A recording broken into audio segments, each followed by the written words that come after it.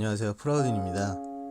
우리는 지금까지 다이어트를 진행하면서 식단 관리도 하고 운동도 병행해 왔습니다. 항상 적게 먹고 많이 움직였죠. 그런데 도대체 왜 매번 실패를 반복하는 것일까요? 우리가 다이어트를 진행할 때 가장 힘든 것이 있죠. 바로 식욕. 이 식욕 조절이 가장 힘듭니다. 왜 식욕 조절이 힘든지 그 원인을 한번 알아보도록 하겠습니다. 원인은 바로 호르몬에 있습니다.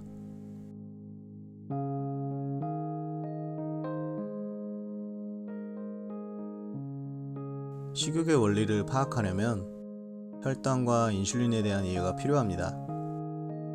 식욕, 혈당, 인슐린 단어만 나열해보면 별로 관계가 없어 보이지만 이들은 생각보다 아주 밀접한 관계가 있습니다.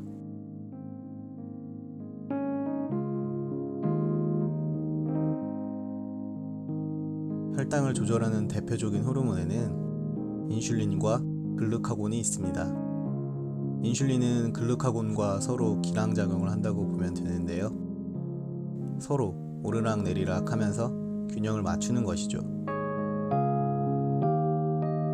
우리가 음식을 먹게 되면 당연히 혈당이 올라갑니다. 그리고 인슐린이 분비되어 혈당을 낮춥니다. 또한 비상사태를 대비해서 이를 글리코겐으로 저장하고 남은 것을 지방세포로 축적합니다. 반면에 인체는 공복 시간이 길어지면 글루카곤이 분비되어 혈당을 높이게 됩니다. 혈당이 너무 낮아도 문제가 되니까요. 혈당을 올리는 호르몬은 글루카곤 외에 여러 가지가 존재합니다. 우리가 스트레스를 받게 되면 코르티졸이 분비가 되고 이것 또한 혈당을 상승시키죠. 또한 성장 호르몬 교감신경과 연관이 있는 카테코라민 등 여러 가지가 있습니다. 반면 혈당을 낮추는 호르몬은 인체에서 인슐린이 유일합니다. 여기서 잠깐! 혈당을 올리는 호르몬은 여러 가지인데 혈당을 낮추는 호르몬은 인슐린밖에 없습니다. 뭔가 좀 이상하지 않나요? 과거에는 야생에서 여러 가지 긴급한 상황이 오면 생존을 위해 혈당을 올릴 필요가 있었을 것입니다. 예를 들면 야생에서 맹수를 만났다거나 생존의 위협을 받는 순간이 찾아오면 빠르게 혈당을 올려서 신체적 퍼포먼스를 이용해 위기에서 탈출하기 위함이죠. 그래서 여러가지 혈당을 올리는 호르몬이 존재했을 것으로 보입니다.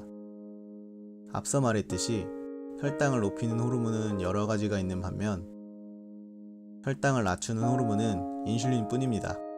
이는 바로 인슐린의 기능이 망가지게 되면 혈당을 낮출 수 있는 호르몬이 없다는 것이죠.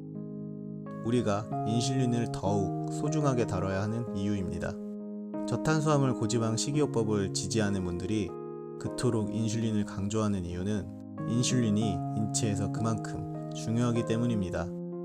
그래서 인슐린이 제 기능을 하지 못하는 상태인 당뇨병이 무서운 겁니다.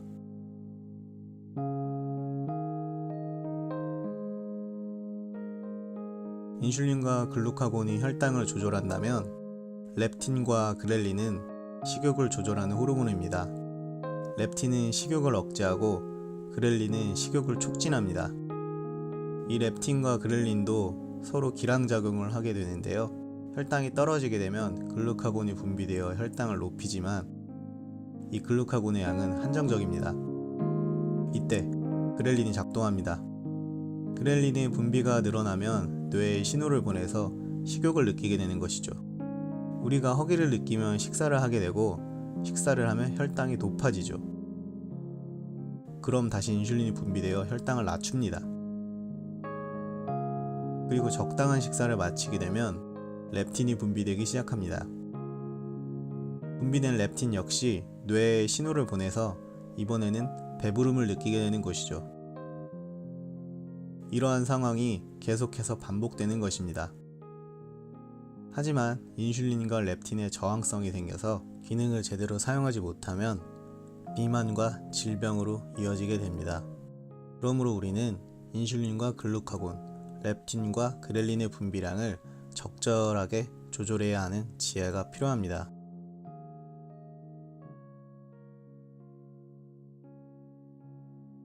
간단하지만 어려운 문제인데요. 당분 섭취를 제한하면 됩니다.